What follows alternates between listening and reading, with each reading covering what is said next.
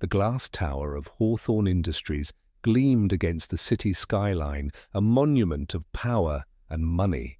Inside, the air was thick with tension. A team of engineers huddled around a giant blueprint sprawled across the conference table, their brows damp with sweat. At the head of the room sat Victor Hawthorne, Billionaire CEO, his suit sharp as steel, his tone sharper.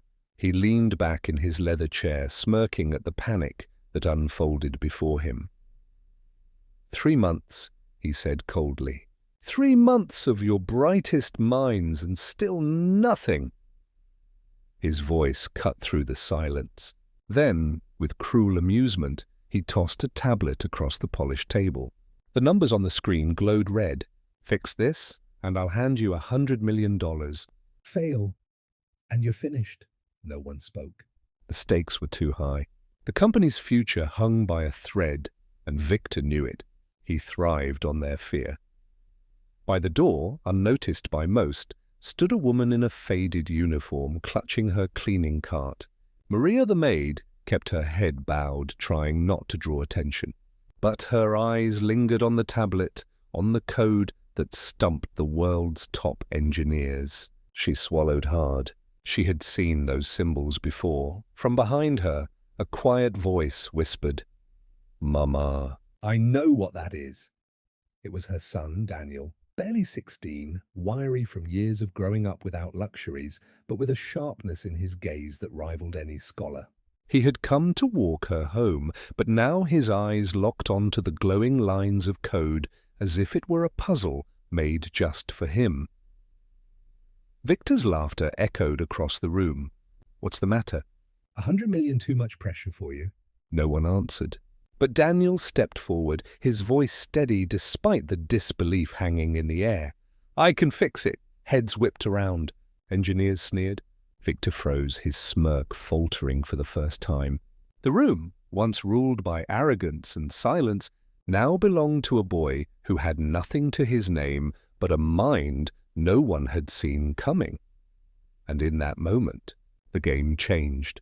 Victor Hawthorne's brows drew together, his eyes narrowing on the boy who had dared to interrupt.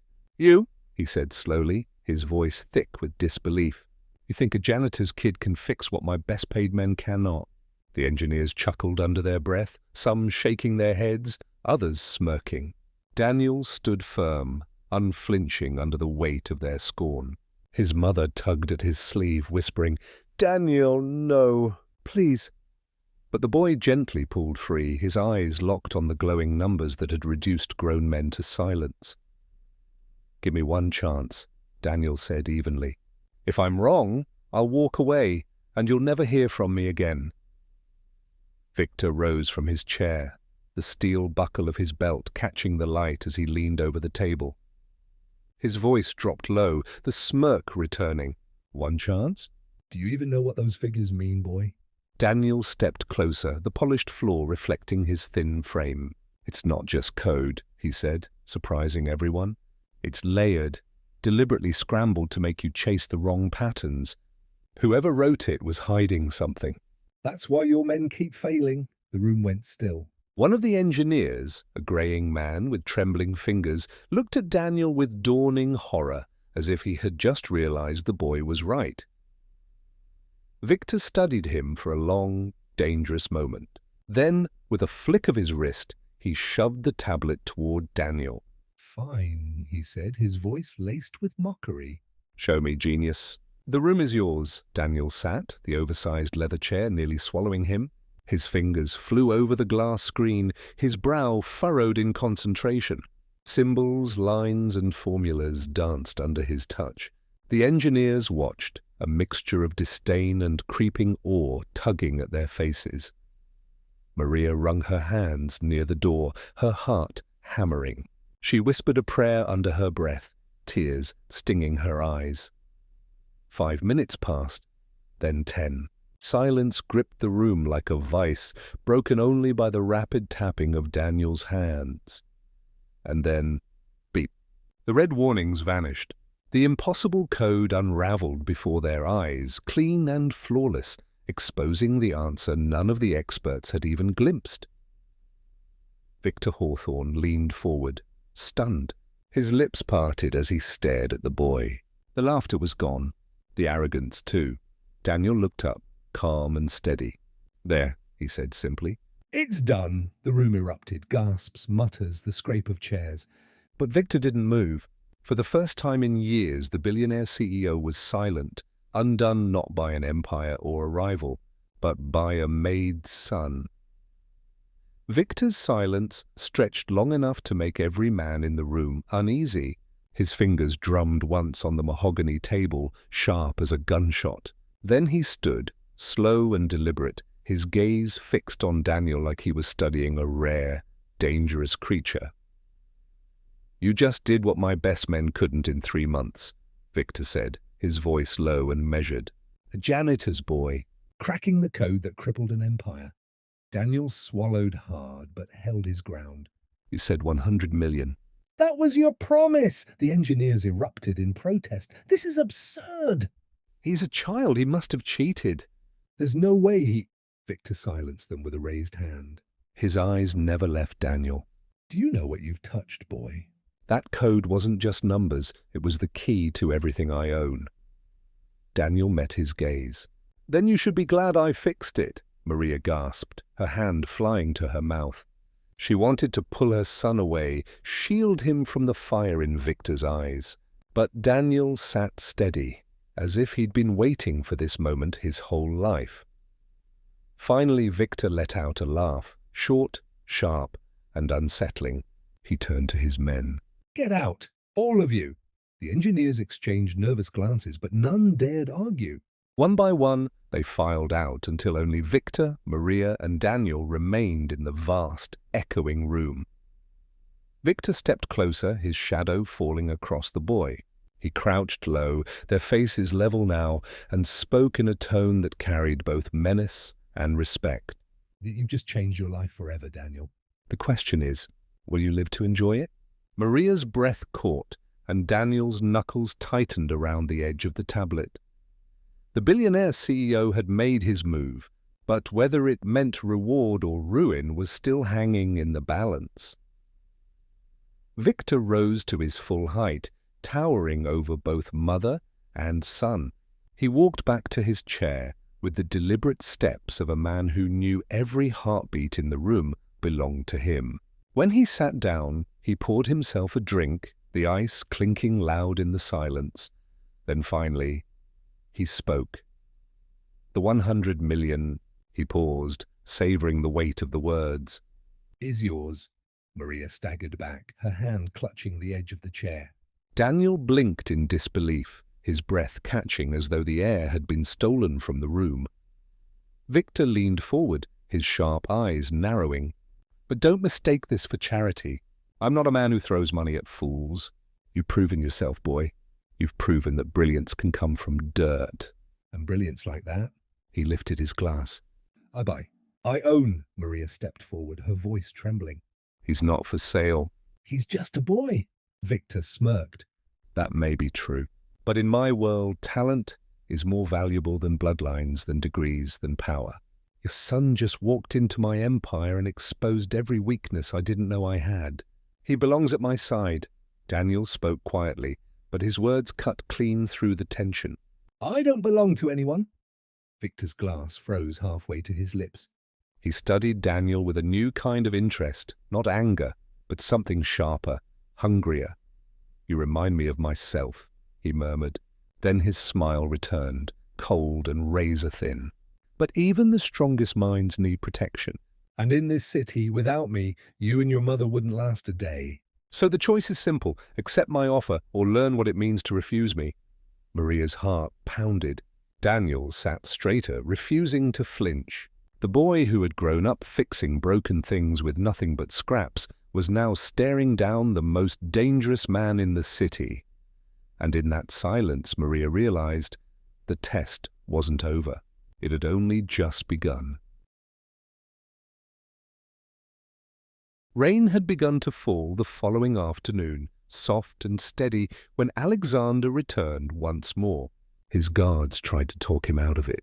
His driver muttered about image, about press and rumors, but Alexander was unmoved.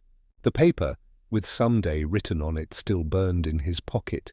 The park was nearly empty. Only Lily and her mother remained, huddled beneath the shelter of the wooden bench.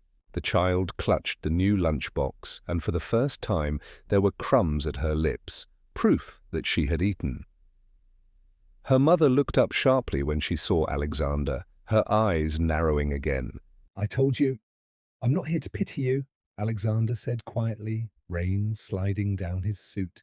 He sat on the opposite end of the bench without waiting for permission.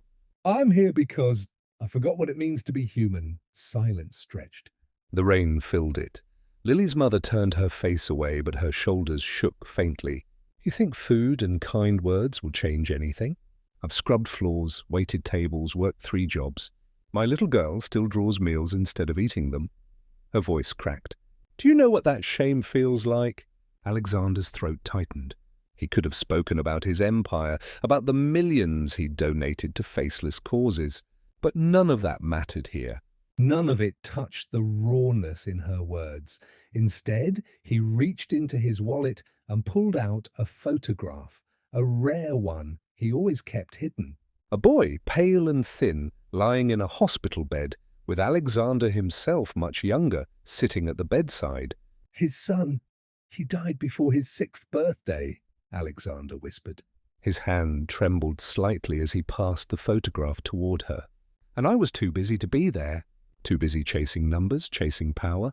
"I thought money could save him." "But it couldn't. It never will." Lily's mother's eyes softened, her defenses faltering. She looked at the photo, then at him. The rain kept falling, soft and relentless, washing away the edges of pride and fear alike. Lily looked between them, then climbed into Alexander's lap, surprising them both. She pressed her tiny head against his chest and whispered, "Thank you for my lunchbox." The billionaire froze. He hadn't felt that warmth in years, not since his own child had rested against him like this. His hand, hesitant, came up to hold her. Her mother's gaze lingered on him, torn between mistrust and something unspoken. Slowly, she said, "If you really want to help, don't throw money at us. Don't make promises you'll forget tomorrow. Just show up. Be here." And for the first time, Alexander realized he wanted to. The rain had passed by the next morning, leaving the air crisp and washed clean. Alexander returned once more, this time without the sleek black car or the security detail. He walked. His polished shoes grew dusty, his expensive coat heavy across his shoulders, but he felt lighter than he had in years. At the park, Lily sat waiting, swinging her legs, clutching the lunchbox like a jewel. Her mother was there too, arms crossed, guarded as always, but there was less steel in her eyes. Alexander approached and set down a small paper bag. Inside was simple food, sandwiches, fruit, nothing grand, nothing flashy. He sat on the bench beside them, quiet. No speeches, no gestures. Just presence. Lily ate. Her laughter, thin at first, then bubbling into something real, filled the air. Other children joined her at the playground, no longer keeping their distance. The sight tugged at something in her mother's chest, softening lines carved deep by years of hardship. "You really came back," she said finally, her voice low. Alexander nodded. "I said I would." For a long moment she studied him. Not as a billionaire, not as a man in magazines, but as someone who had lost, who was still learning how to give without buying. "What do you want out of this?" she asked. He looked out at the children running across the grass. His voice was steady, almost fragile. "Nothing, just a chance to be there when it matters." Her defenses broke at last. The weight she carried wasn't gone, but it shifted.